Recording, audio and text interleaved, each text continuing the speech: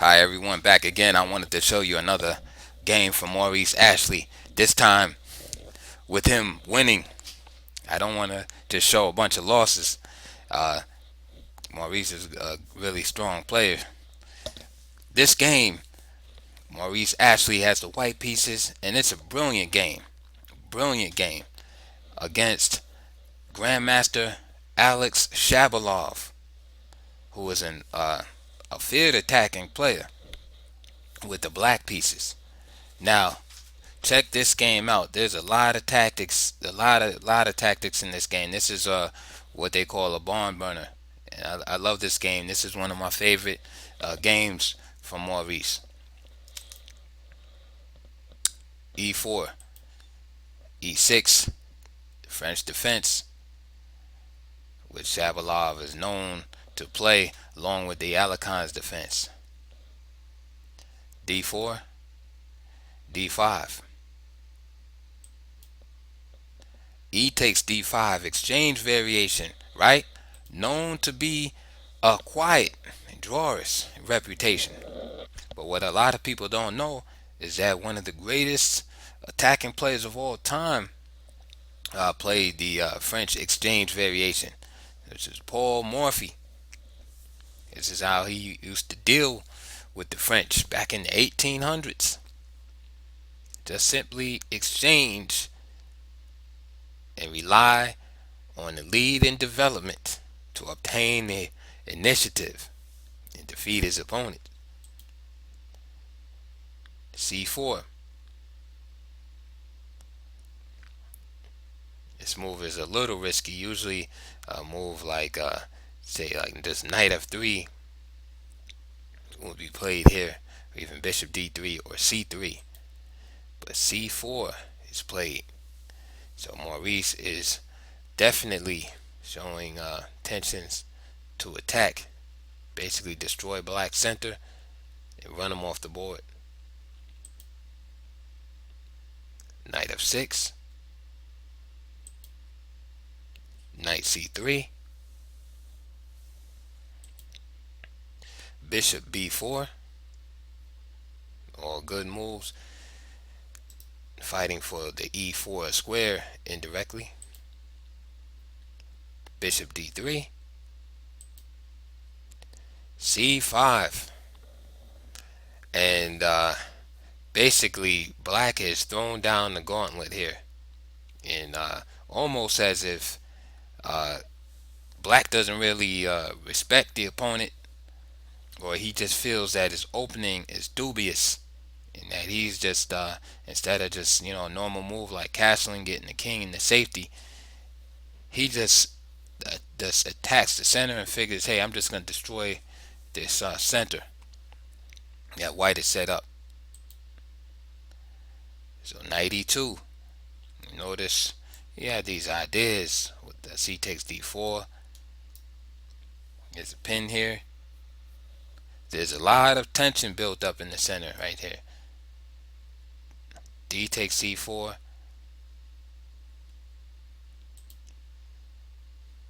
Knight c6. So more pressure built in the center. And what black is trying to do is provoke white into basically giving up his center here, making the exchanges. So he just keeps putting on pressure in the center. Okay, so Maurice plays c takes d5. Knight takes d5 is played, and white still has this problem right here to deal with, and he just simply captures. So temporarily, at least, white is up a pawn, but the center has been totally resolved. Now this is a good moment to point out a psychological aspect in chess. Is we are not robots or computers, right? At least most of us aren't. And some players have different styles and approaches to the game, and this is where playing the person comes into play.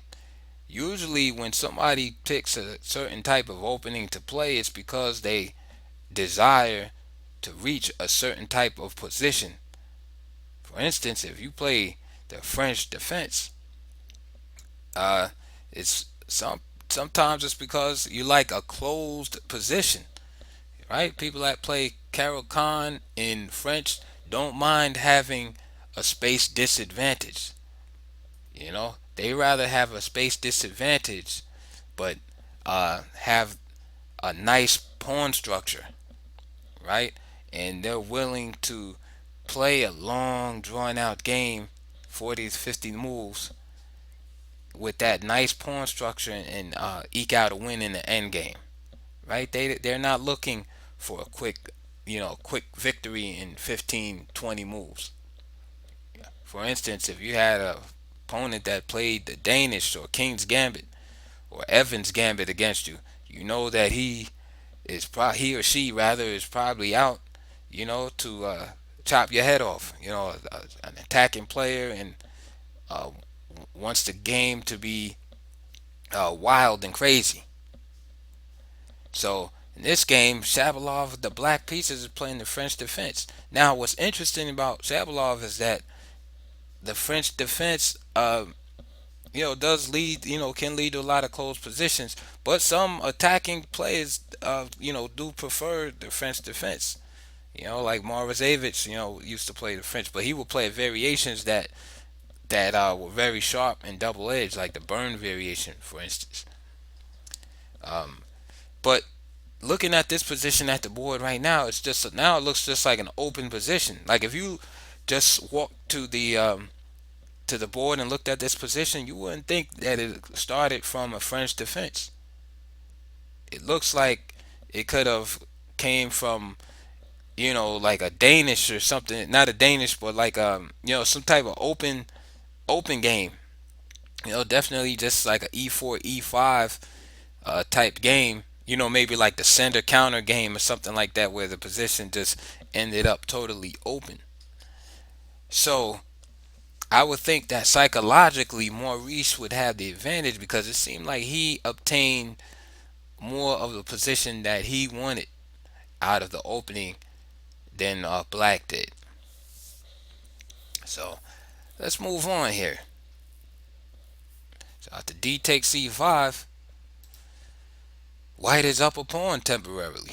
So Black is faced with the choice of losing the tempo by moving his bishop again, or doing something else. Let's see.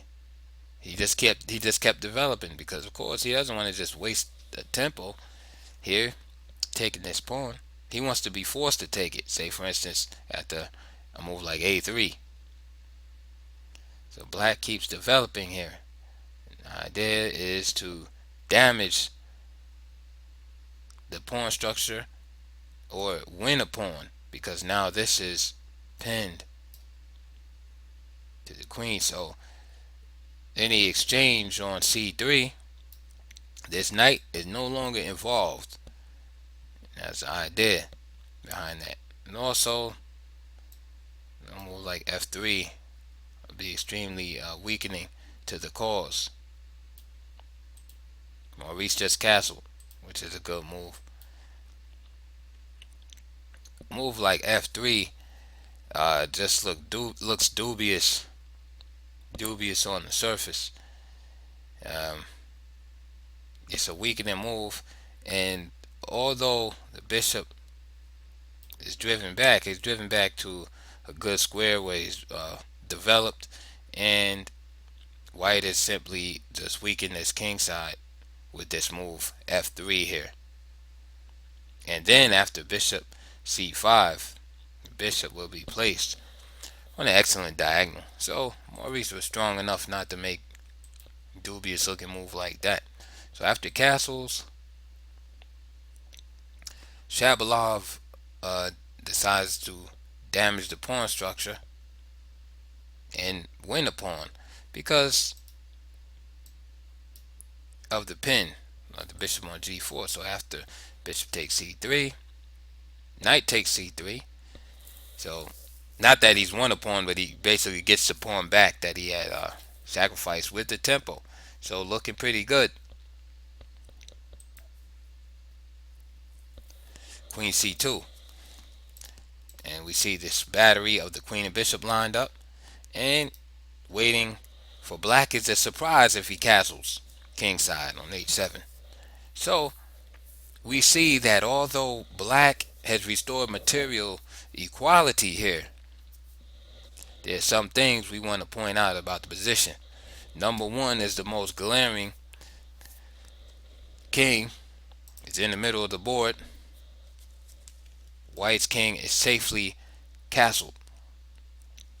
Two,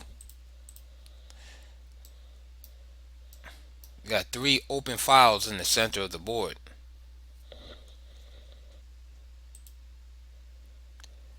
Three, white has the two bishops.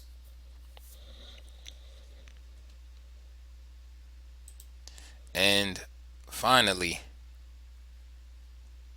I wanted to mention, if black were to castle, then this pawn will be chopped off.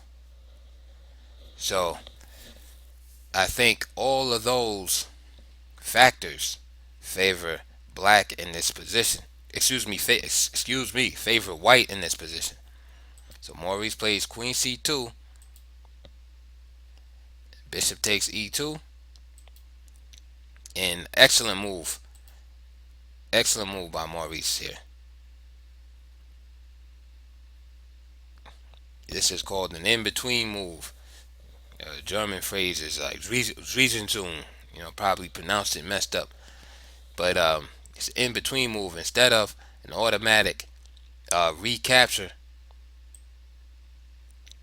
For instance, bishop takes e2, knight takes e2, queen takes e2, check. And then for instance, queen e7 or something like that, which I still think white is better. Instead of doing that, he played the in-between move, rook to e1, exploiting the pin.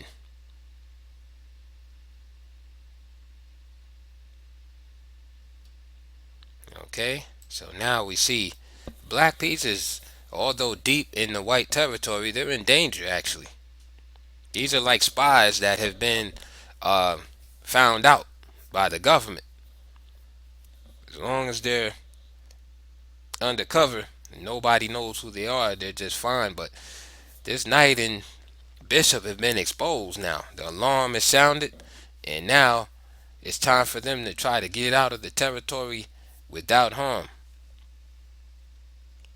So after rook e1, queen d4. So now some backup has arrived. And the idea here is, for example, the idea here is basically this rook is unprotected. So for instance, if Maurice played bishop takes e2, and you had like ideas like knight takes, here with check. Excuse me, I'm sorry. That would the king is in the middle. Can't forget about that. Let's see. So for instance, the bishop, if bishop were to take on e2, which is a completely natural move, then black would simply extricate himself from the situation by just playing simple move like castle, right? And you have the two knights versus the bishop, and then if he tried to exploit the pin here, well, then just knight takes e2 check would allow him to escape. And again, white is still better, but his advantage is definitely dwindled. So of course we don't want advantages to dwindle, do we?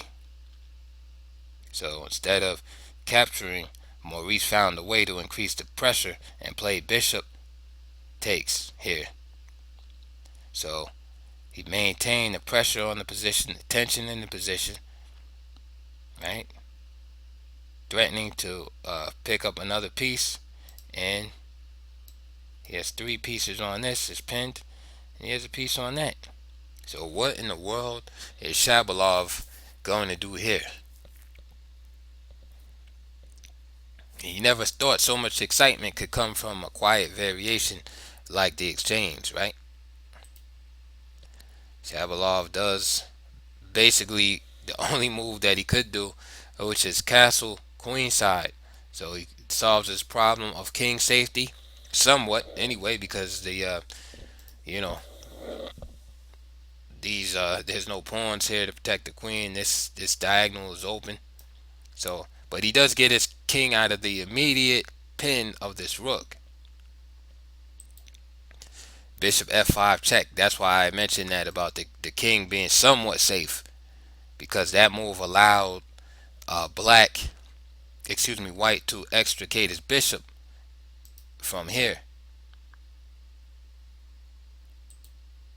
So king c7,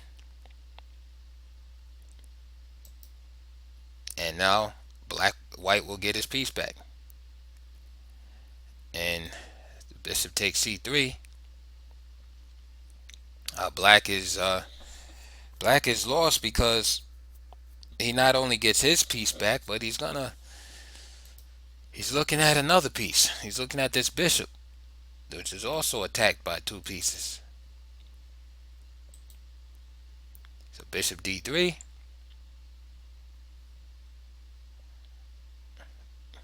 Now again, what does black do here?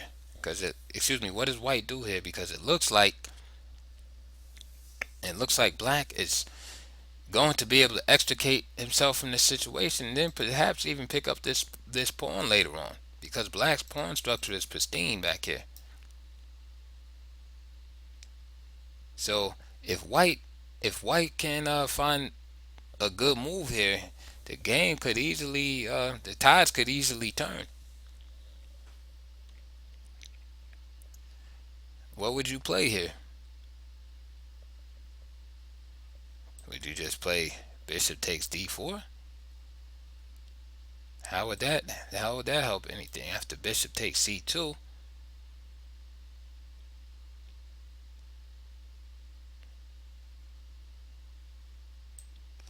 Bishop takes c2. Rook takes d4.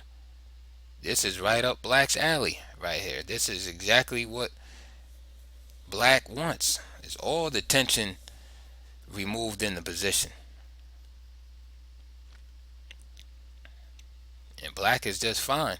And the game will be equal. White has this weak pawn here, but he has this bishop versus knight in an open position. This position in the endgame, for instance, if you move the rooks off the board, the bishop, this position is more conducive to the bishop's operation, because it's wide open. The bishop has, a lot of traveling space, whereas the knight needs outposts, and there is no outpost in this position for the black knight. So in the endgame, that would offset the fact that white has this weak pawn on c5. However, Maurice, being a strong player, he saw that he couldn't just trade everything off. He played the move queen c1. Queen c1 is strong. Why? Because he removes his own piece from the threat, but maintains the threat of his own. The queen is still on prise. So even with this bishop hanging, he can't capture this bishop, because he has to protect this queen on d4. So there's the move, queen c4. So he has to utilize a tempo. He has to take time to deal with that. Now what do we do here? Rook e4. Devastating move right there. And it's probably an oversight Probably an oversight by Shabalov. Can you see why Rook E4 is so powerful? Just take a moment and look at that. If you have to pause the video, if you don't see it, just look at it, because again, this is a critical position right here. Again, it looks like black is on the verge of just consolidating the position. And matter of fact, he's ready to pick this pawn up. He's ready to just pick up the pawn. So he has to find a good move. He can't just play something like bishop takes d3 or something like that. He has to find a good move. This move is very strong. And if you look at my other videos, I'm always talking about looking at threatened at unprotected pieces. Pieces that are protected by one piece also, right? Because they're not protected that much. So there's pieces that are totally unprotected. For instance, in this position, this white bishop right here, let me put those arrows on there. The white bishop is totally unprotected, right? That's a feature in the position. In this position, right, the same position, this queen is protected only by one piece, which is this bishop. And that's important because you have to look and say, is there any way I can attack these pieces? You always got to look at unprotected items in the position and items that are not protected so well. So for instance, when I look at this position from the white side, I look at the unprotected pieces that are totally unprotected. So I look at black's position, I see the king not protected at all, right? Make a mental log of that. I see this pawn on g7 is not protected at all, right? Those are the only pawns and pieces on the black side that are just totally unprotected. You know. Now, is there a way that I can exploit that? And I look, yes, I can play bishop takes g7, but then I would have to analyze that further, right? Bishop takes g7 and analyze ramifications of moves like queen takes and then rook to g8, attacking that bishop.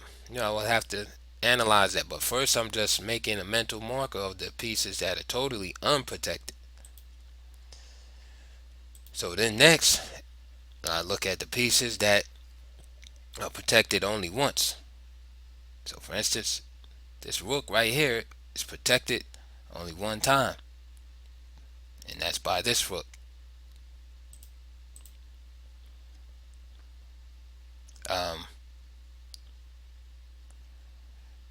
The bishop protects this queen.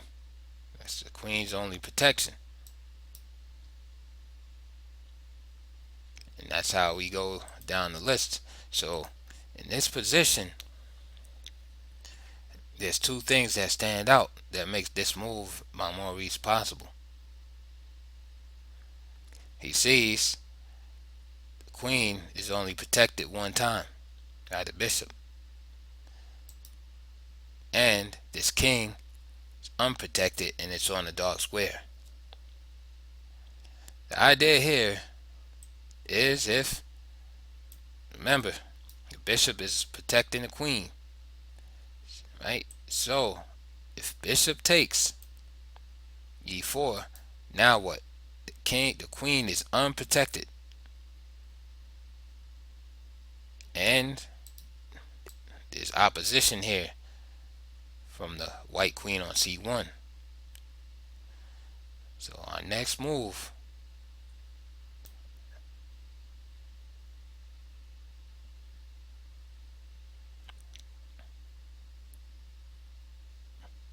be bishop e5.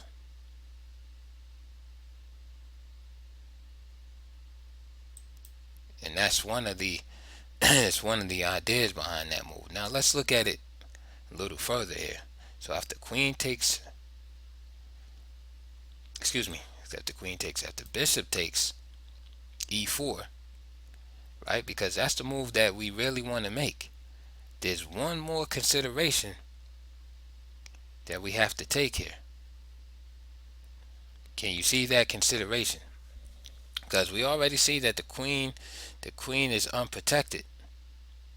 But some of you that are astute might have noticed, hey, if I put my bishop here, right, and challenge the king, or I put my bishop here and challenge the king, right, wanting to win this, well, can I just take with the knight, which in turn will protect the queen?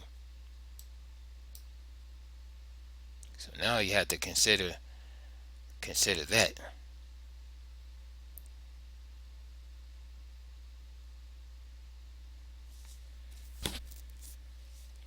So you can pause the video if you like and look at these things. So again, bishop takes e4,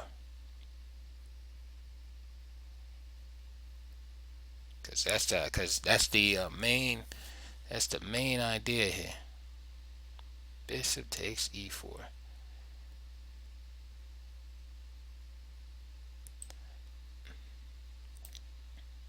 Here.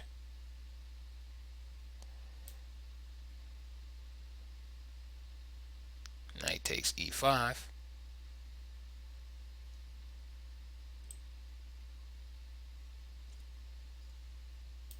Queen takes c4. Knight takes c4. And bishop takes c4. And that, my friends, is good for black. After, for instance, moves like rook d2. So we must think deep.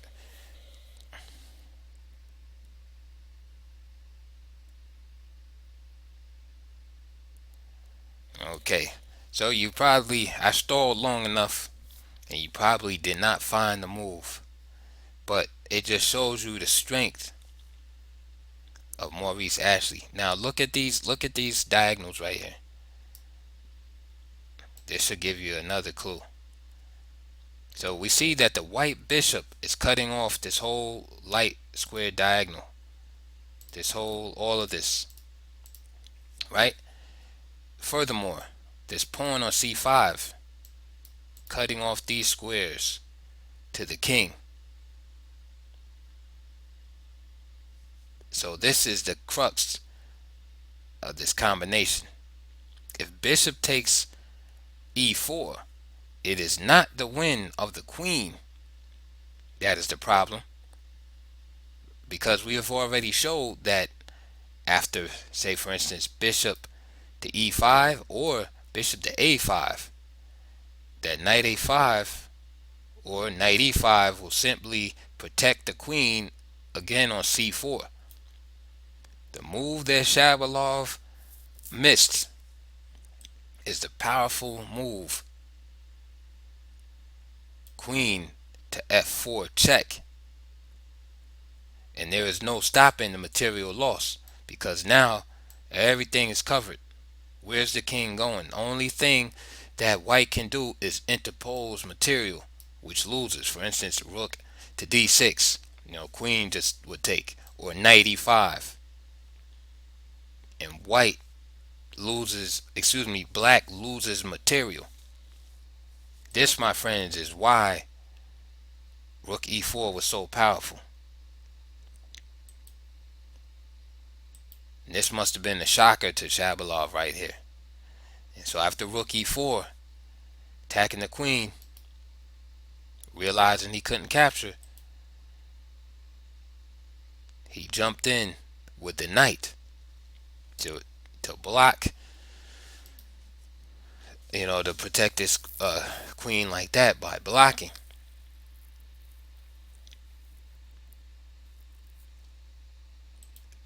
There it is, queen f4. And so now we're looking at a material situation here, because again, have another pin. Have three pieces on this knight, which is pinned to the queen. It's with check, so therefore Shabalov does not have time to play bishop takes e4. He has to move the king first, which he does. And that was the purpose, again, creating room for his king, moving that knight here.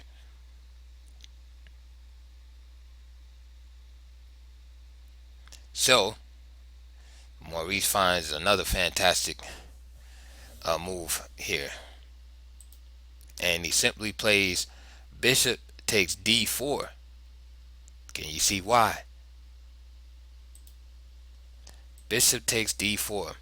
Now, of course, some of you would say, hey, I'll just play bishop takes e4 now. But again, if you notice the position from earlier, you see the same themes. Again, the king is short of squares to run to. And that's the main problem uh, in a lot of these lines here, is that the king is unprotected, and just simply after a move like bishop takes e4, the king is forced to come out to the open. So king b5, rook b1, king a4. For example, and then this looks like one of those old time uh, like Lasker Bauer, one of those type games will lead the mate in 7 moves or whatever. And that's probably is a mate here. But just for instance, I'm looking at bishop c2 right now, and I know this cannot be taken because of the mate. So for instance, queen takes b3, excuse me, takes c2, and just a discovery bishop c3, and then that will lead the mate up in this area right here. Again, all black could do is just interpose and make those type of computer moves. Okay, so this is why Maurice was able to play the powerful bishop takes d4. And now Shabalov is totally busted here, and plays the move rook d5. And this is kind of last ditch effort. He's trying to x-ray attack this bishop right here. In other words, and this bishop too. The idea is basically like, say if, for instance, the rook moves here, to preserve itself from being captured on e4. Well, then you can see that the bishop on f5 is now vulnerable to, say, a move like rook takes f5. And simultaneously, the rook on d4, excuse me, the bishop on d4 is also available to capture. So it's kind of like a last tactical you know uh, effort, so to speak. So of course, you don't panic here. You remain calm, sit on your hands if you have to, and you play bishop takes g7, which is a very powerful move. Queen is threatened, and the piece is threatened right here. And simple moves, if bishop takes e4. And notice too, these two pieces lined up together. So if bishop takes e4, then just bishop takes e4 would depend on the rook and threatening check at the same time and maintaining this threat. So he doesn't take. So I'll just illustrate what I was showing you, what I was talking about. Bishop takes e4, bishop takes e4, and then notice how the bishop is pinning the rook to the king here, meanwhile maintaining the threat against this. And notice that theme has crept up several times this game. What theme am I talking about? The idea or concept of maintaining the tension in the position and increasing the pressure. Some players are quick to just capture. They see an opportunity to capture, and they think that the piece is gonna, or the pawn is just gonna run away the next move if they don't capture it right then and there. You don't always have to capture right away. You see, this rook on h8 is still gonna be there. You see? So for instance, like I'm showing you in the variation, bishop takes e4. Don't be so thirsty to capture this rook, to think the rook is gonna run away. Look for a way to increase the pressure in the position. And in this case, it will be bishop takes e4, because now you have this exchange in hand, right? With check, and you still maintain the threat on the rook. Now, let's take it a step further. For instance, if he did rook d8,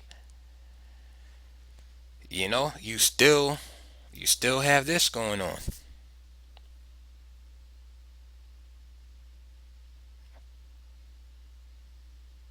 You still have this pin going on.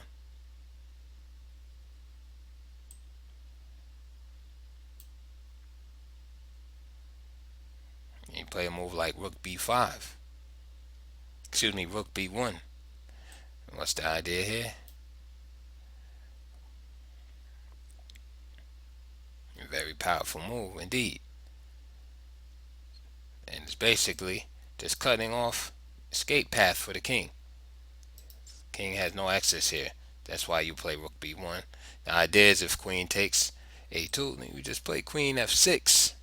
Check.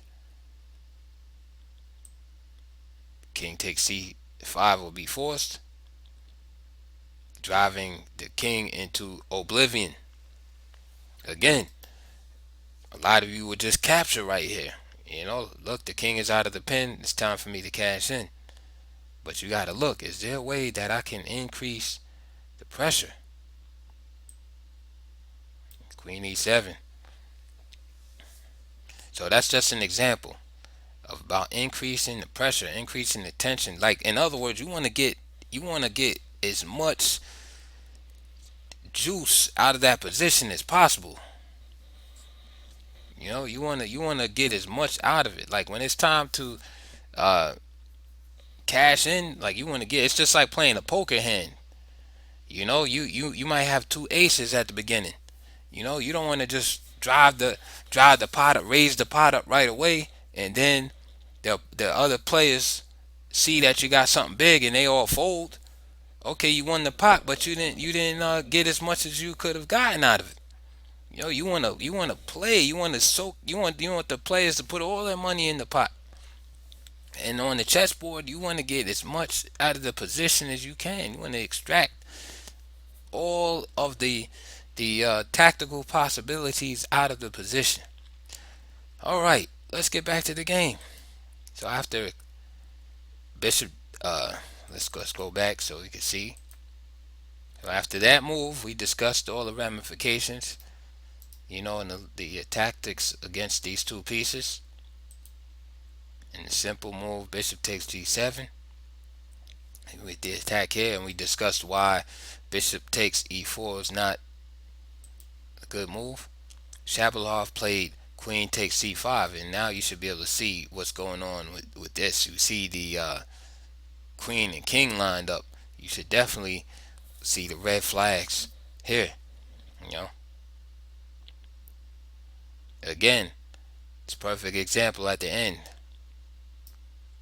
Bishop takes rook is definitely readily available. Here's the last desperation attempt by Shabalov, and there's just simply if bishop takes the rook here, then he'll take this bishop on f5.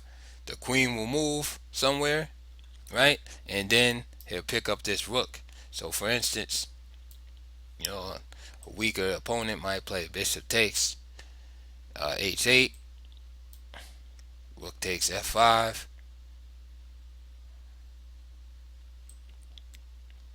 and then trying to make some kind of weak move or something, queen g3, and then have a position like that black would be thankful to have at this point. Instead, again, you have this under attack, and you gotta say, man, can I get more out of this position? Maurice played the simple and direct rook to c1, just winning the queen, right? And of course, if bishop to c4, then just simply rook takes c4. And after that, Shaba, he resigned. So that was one of the great games by Maurice Ashley, Grandmaster, against another Grandmaster, in a variation of the French exchange, which is supposed to be quiet and drawish. But it goes to show that if you have imagination and willpower, and of course, if your opponent is willing to fight also, you can come up with the exciting and dynamic game from almost any position. And this game was definitely exciting and full of imagination and creativity. And I just love that move right there. That's why I went back over the game. His rook e4 was just a beautiful move, just exploiting the diagonals, plural, excuse me, and showing that although white had castled queen side, that black had castled queen side, that king was not all the way safe. So I hope you enjoyed that analysis, and I hope that you press the like button, and subscribe and comment, and I will see you on the next video.